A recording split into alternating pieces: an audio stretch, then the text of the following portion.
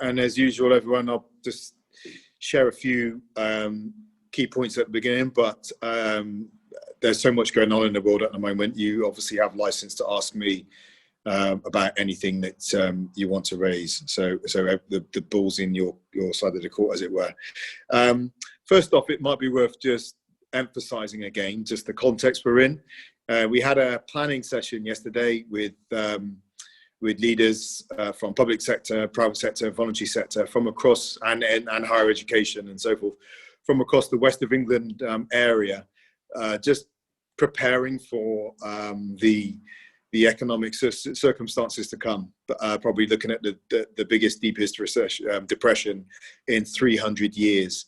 What we do want to do is begin planning ahead to some of those cliff edges we're facing, and some of the key dates, the end of furlough, the comprehensive spending review, to make sure that our flagship regeneration projects are listed in it.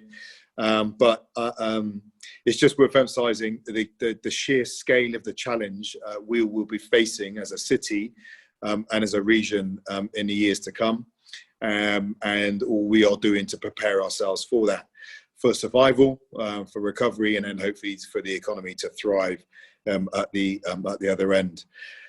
In terms of COVID, I always go through some of the numbers with you. The first is that we have now cumulative 1,401 confirmed cases of COVID-19. That includes pillars 1 and 2, as we shared with you before. We did have 35 new cases listed in the last 7 days. That was up from 10 before, so there was an increase there.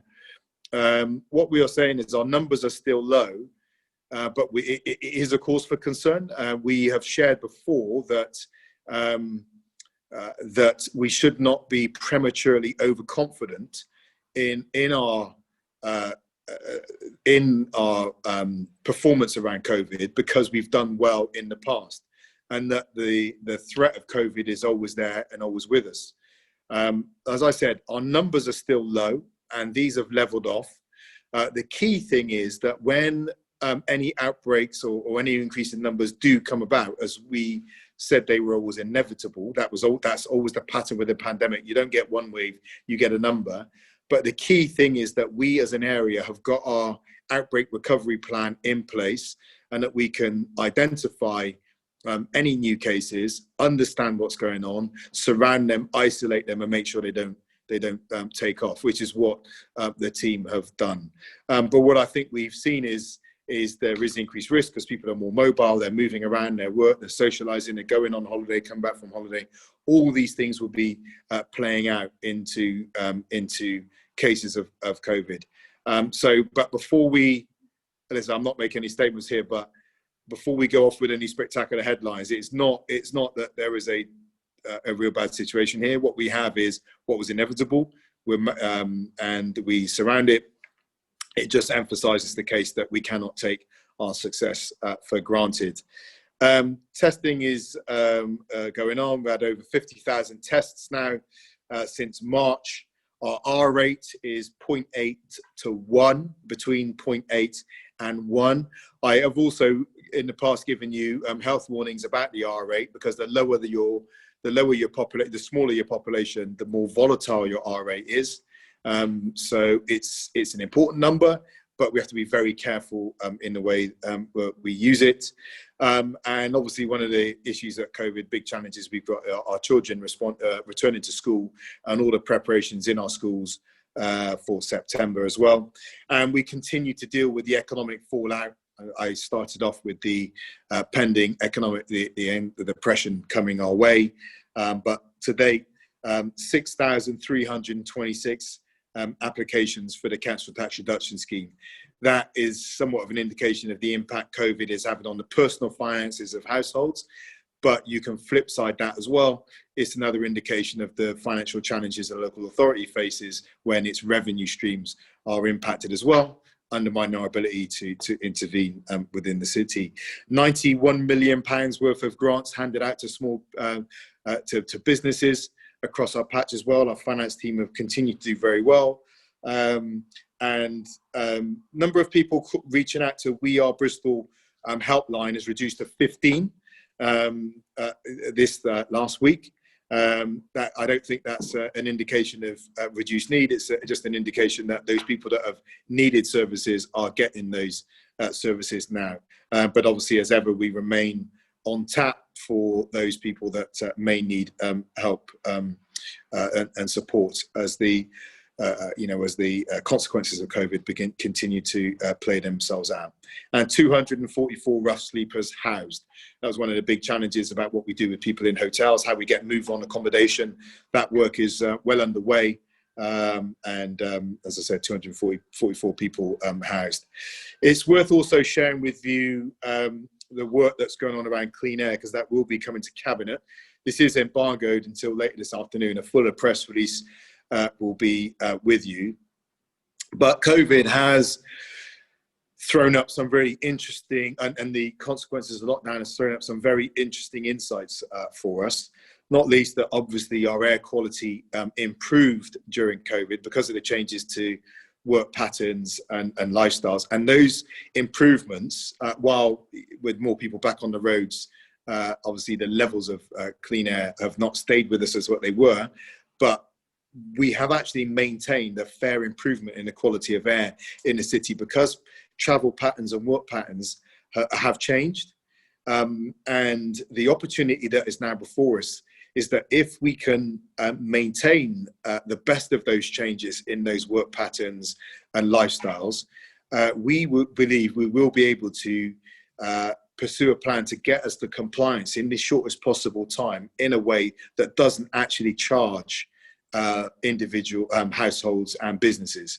And that would be the best of all worlds, because as we pointed out, as we go into the worst economic depression in 300 years with the impact on businesses and households in the city, if we can get to compliance without further compounding their economic woes, that would be the best for Bristol. The work in the background on the charging options is continuing. The medium clean air zone, CAS-C, that work is continuing, as is us working with JACU, and it's directed by government, so it continues. The work, there is also work now on a small area, CAS-D. That work is continuing. So we're continuing to pursue all the options that in the name of getting to clean air quality compliance in the shortest possible time. But some of the measures that we are now introducing to an attempt to really make some of the changes to those transport patterns permanent, such as the pedestrianisation of the old city, the closure of Bristol Bridge and Baldwin Street to through traffic, pedestrianisation of some of our high streets, the introduction of more cycling and walking infrastructure. If it shows that those changes will sustain the benefits we've had from the changes to patterns brought about by COVID and the lockdown, then we will be able to deliver, as I said, the clean air without a charging option. But this is going to take a concerted effort across all of us to change the way we move around the city. So having just shared a few of those points with you, let me open the floor to you to ask questions on any of those items or any other thing that you wanted to ask about. We've got a question. Pete. Hi Marvin, hi everyone. So just for clarification about the clean air zone, you're not scrapping the work that's been going on for the charging zones, but what you're saying is if things continue as they are, traffic movements continue as they are, you won't need to introduce them. So how long going forward will you be able to monitor this in order to sort of scrap the work or scrap the idea of a CAS-D and a CAS-C? Yeah, so I'm really reluctant to use the word scrap, Pete, so I'm glad you discounted it at the end, although it's not back in there. Yeah, no, we are continuing to pursue all options, and that is our agreement with the minister. And this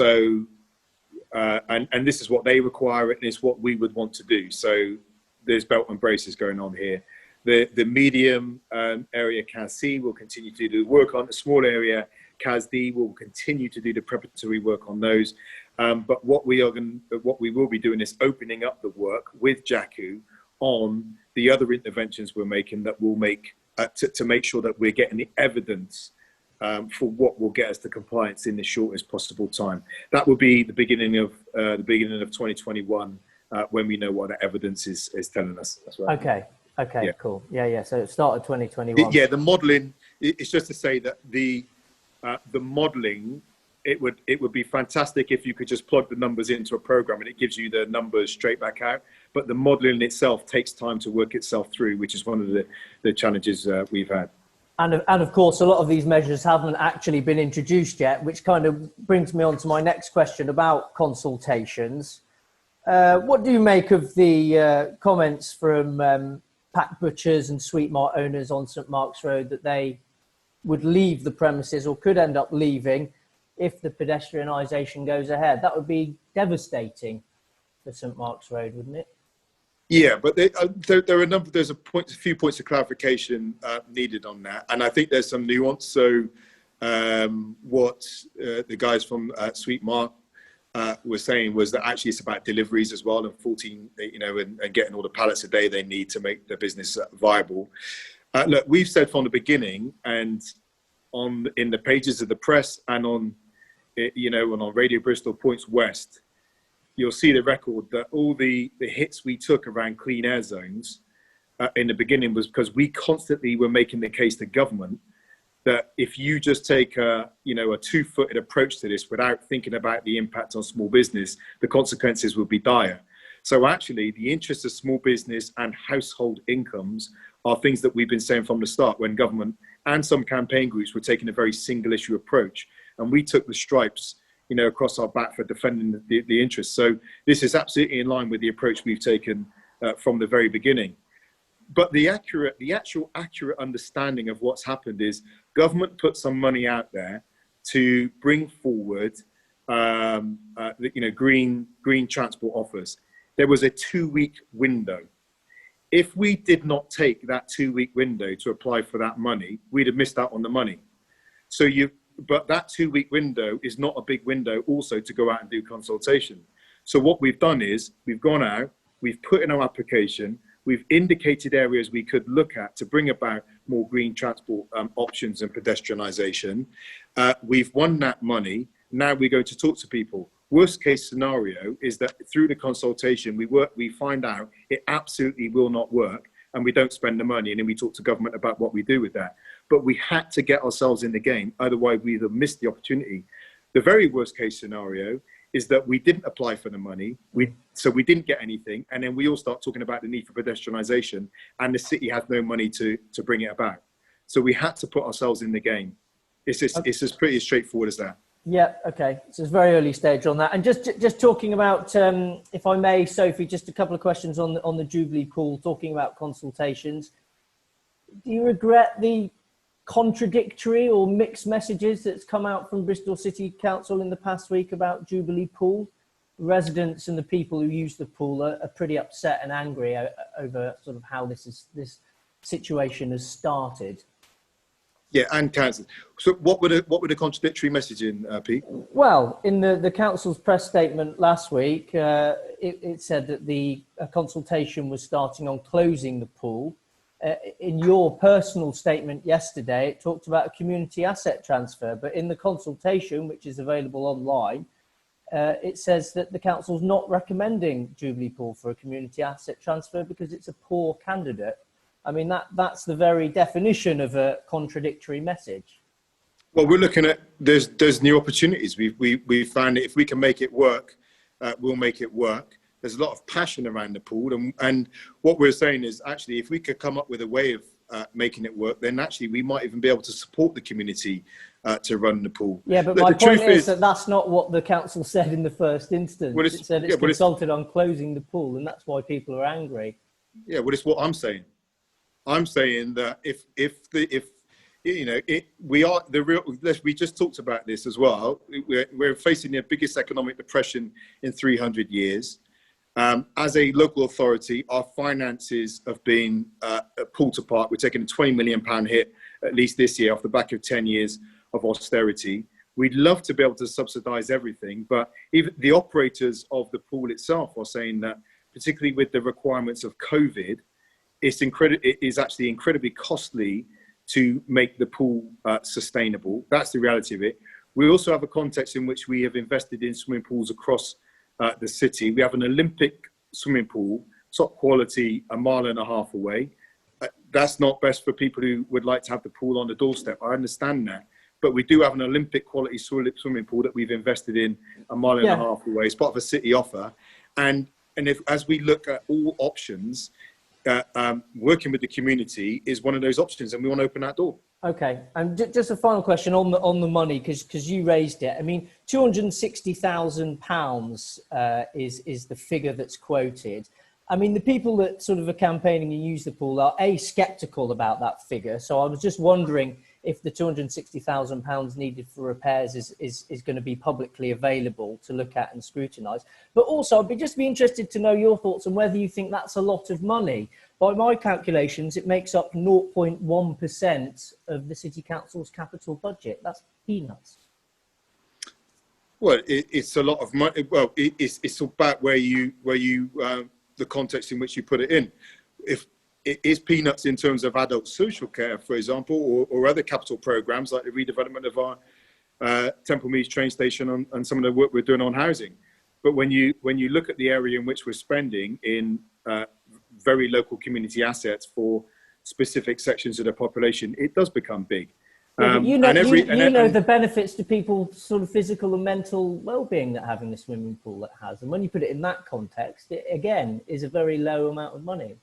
Yeah, and that's why we've been investing in our swimming pools around the city, such as Hengrove and other top-class facilities.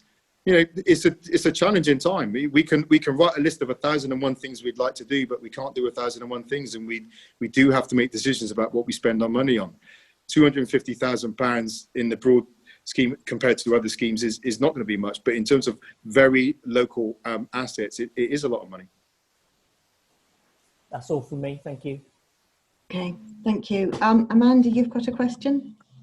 Yes, please. Hi, Marvin. Just further to Jubilee Pool, I wondered what if you knew how much it would cost to get Jubilee Pool COVID ready so that it could reopen on September the 1st, like the Hengrove Pool, because local people it's just another reason they're upset, because it's not apparently going to be opening. And yet it's got its contract runs until 2022, I think. All right, so we can try and get the exact number for you, but that is about, we're not running the pool. Obviously, there's an operator as well, and there are COVID-ready measures that need to be put in place to actually make it safe, and that does cost money and it impacts on the operation. Just like every other organisation in the city that has to spend extra money to be COVID-ready, be it workplaces, schools, or the local authority itself. So we can try and find some of the exact numbers for you. You can find that. That'll be great. And I just wanted to, I suppose, further the question that Pete just asked about prioritising and why perhaps it wasn't a priority to pay for this pool. I mean, apparently at the moment, Bristol ranks worst out of 10 major UK cities in terms of the number of its pools per capita. It's only got 5 pools, so that's 1 pool for every 114,000 people. And obviously with 1 fewer pool, that's going to make that number less, whereas a city like Leeds, which ranks top, has 1 pool for every 36,000 people. So I guess I'm just asking that question again about priorities, why that wouldn't be a priority for the council. So first of all, I'm not sure where your article's going, but let's keep things in context here. We don't build swimming pools incredibly quickly. So we've been in for 4 years. So the legacy of the number of pools we had is not a recent phenomenon. Is that something you would recognise, Amanda? Oh, I would recognise that, but okay, great. So on the having recognised another pool that you could, fund to stay open, is your administration's decision. Yeah. So having said that, the number of pools we have is something that takes time to build up. What we have done since we've come in is put top quality resource into developing our pools across the city, our Olympic pools as well. So we have a Victorian pool, and I absolutely accept that there's a lot of love for it in the local community. But we do have fantastic swimming pool facilities, Olympic sized pools a mile away, a mile and a half away, that's available to communities from across the city, and that's important. So when we're talking about this story, it is important to understand the context in which it's happening. I'd love to have pools across Bristol, but off the back of 10 years of austerity, uncertainty of local national government finance, and making decisions about what you put your limited finance into, I think investing in those pools has been the wise decision. Okay, I just want to move on to the clean air zone now, what you were talking about there. I mean, ideally, you'd like to scrap any charging component.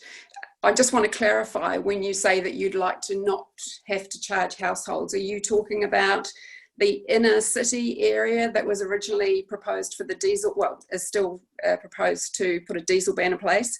You're not talking about the CAS C that's already been approved by the government?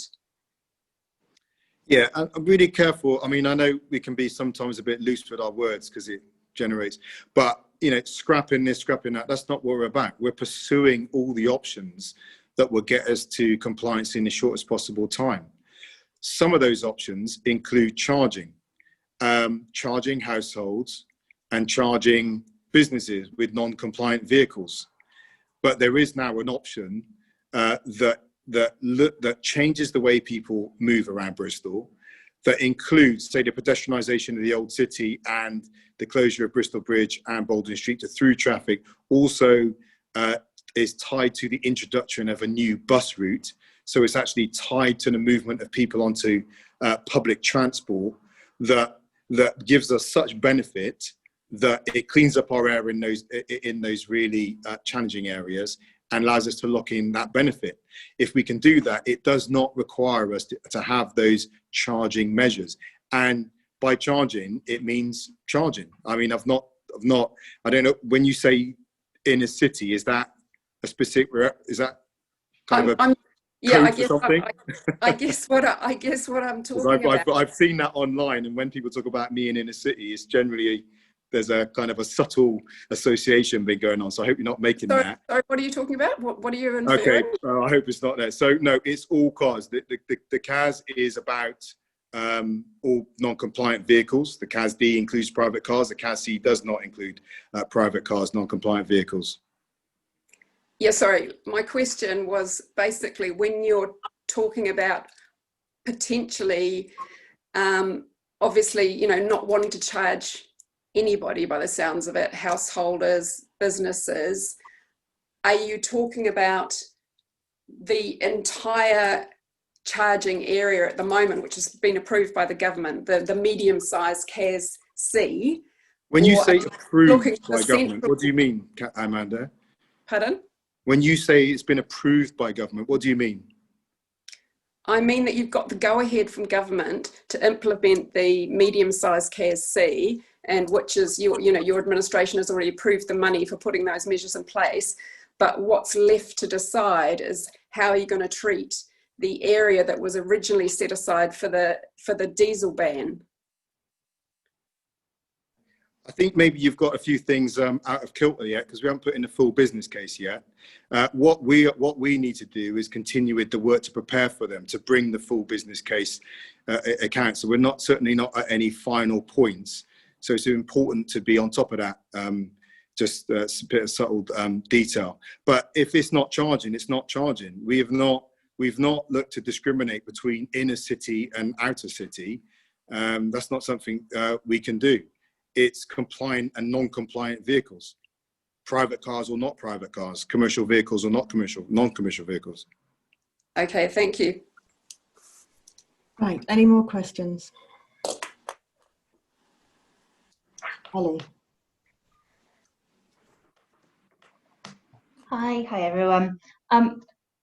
just going back to the CAS, actually, just a quick clarification of what we can expect to see in 2021. So currently, there's all these new measures being put in place with the new funding that's available from government. And therefore they'll be used as the evidence base. So where will we be by early 2021 in terms of a sort of a final plan to get to compliance? We'll have more evidence on which option will bring us to compliance in the shortest possible time, which is what we're required to do.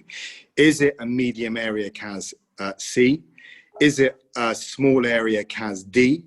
Or can we reach compliance through the changes we're bringing to transport patterns in Bristol, particularly tackling through traffic, which would mean changes without the charging options.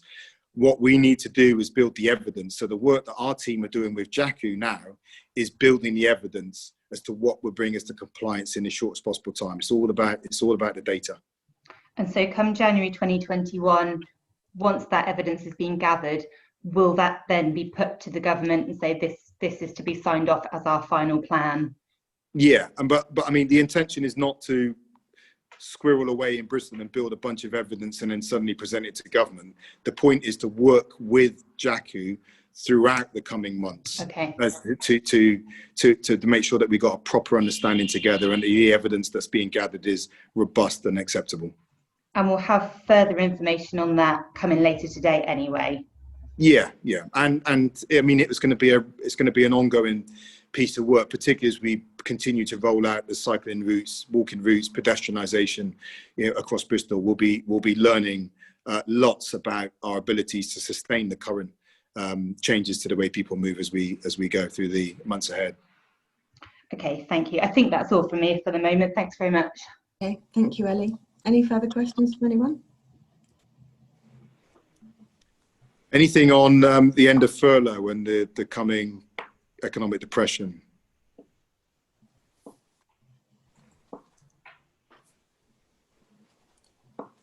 Back to school? We'll speak to you again in a fortnight, right? Creative sector, one of the Yeah. creative sector, what's happening with the creative sector in the city? We've been doing a lot of work on that recently. How challenging they find it to survive, anything like that? If I can just ask, have you got anything concrete in terms of what you'll be doing to mitigate against the impact of the end of furlough? Are the things that we can write about now? I know you said it's ongoing work, so I was expecting an update a little bit further down the line. Yeah. So we've with the combined authority session we had yesterday with leaders from across the patch, we've been looking at a bunch of interventions. One is about being clear that what we are going to try to avoid a situation where people actually lose their jobs. We want to take an approach where we keep people in employment. So some flexibility around the furlough scheme and some flexibility actually with DWP and universal credit is going to be really important to us, as is taking measures around childcare. So we got to look at, we now recognise the full role of schools. They do educate our children, but they also enable parents to work. We've got to keep our schools safe, but if there is some kind of challenge around the ability of schools to take children in, we were talking yesterday about the need to have some kind of backup measure to support childcare provisions so parents can turn to the workplace. We also are looking at what we can do with skills. We think that while some sectors are being hit and will hit heavily, retail's under phenomenal pressure. You'd have seen Marks and Spencer's yesterday announce 7,000 job losses. There are other sectors where there are actually some major opportunities for employment. The care sector, for example, is one of those. And so what can we do now to make that pathway between sectors within the economy where people are going to be losing jobs and those areas in the economy where they need jobs? And care is one where it's been very difficult to recruit and to hold on to staff as well. Helen Holland's been running the Proud to Care campaign, trying to encourage people to go into the sector. So those are some real solid areas we are pursuing. Outside of that, we are working now in an effort to make sure that our big infrastructure projects, particularly the green infrastructure, mass transit system, redevelopment of Temple Meads at 200 million, mass transit system 4 billion, the university campus, which is a city scheme, which is owned and at $500 million, Hengrove Park housing schemes, and retrofitting homes, that we are in the spending review to get that money from government spent now, really in a New Deal approach, in the true spirit of the FDR's 1930s New Deal. There's a number of benefits from that. Among them, if we get the money in the economy now, we can bring certainty to our local regional economy, and we can begin to line up local labor, local skills bases, and local companies to take advantage of those economic opportunities that will be coming. The more certainty, the more notice we have, the better prepared we can make sure that economic multiplier is local. The other is that to the extent that we can front load that investment in green infrastructure, we can begin benefiting from the decarbonized economy now, rather than in 2024, 25, as and when government grants manage to leak out through the system. So we've really been making the case for the front loading of that infrastructure investment for the sake of jobs and for the sake of decarbonising the economy and benefit and hitting our 1930 target. And just a quick follow-up question, if that's all right, on the flexibility around furlough and childcare and things like that. Is that largely a case of lobbying government on that? It is going to be, that's going to be about policy, and where our MPs will become incredibly important because obviously that costs money, and the amount of money needed to do that is in government's hands. But that's where we do need national policy to be reflective of city need, not just the result of clever people in a think tank in Whitehall coming up with the latest ideas. We really need national government to be engaging with Bristol and the other core cities around what they're going to need to survive, recover, and then thrive as an economy.